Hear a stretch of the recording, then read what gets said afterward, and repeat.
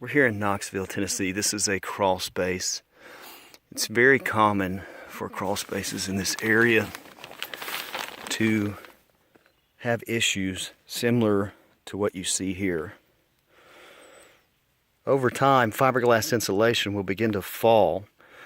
Mold doesn't necessarily grow in the insulation. What has to happen for mold to grow in the insulation is there has to be some type of dust buildup. The mold doesn't grow on the fiberglass, but you have a fiberglass insulation that's full of vacuous air spaces that seem to collect dust. And what happens is you will have mold that begins to grow on those dust collections. If you look closely here in this area where I'm shining my flashlight, you'll see a little bit of mold growth here on these floor joists. This is not one of the worst crawl spaces that I've seen, but this is pretty typical of crawl spaces in this area.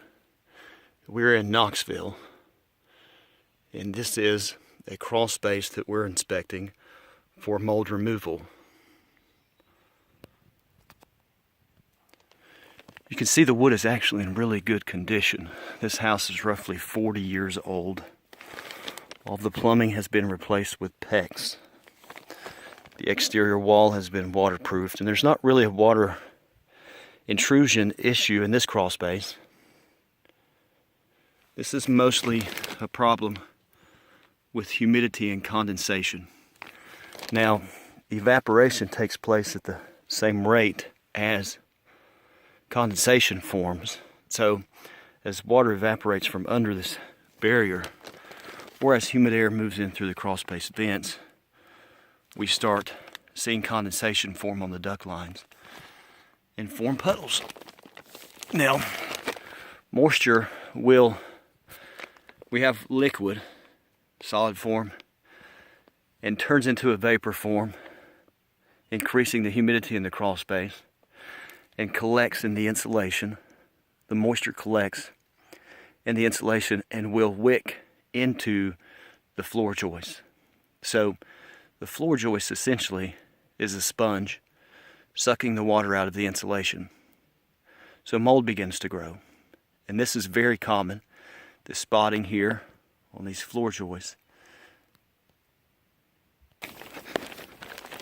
Let's crawl a little further into the crawl space, and you can see they've just used, this is probably a 6 mil. This is a clear poly they've placed on the ground here, which is not a great vapor barrier, but in a lot of crawl spaces this is sufficient.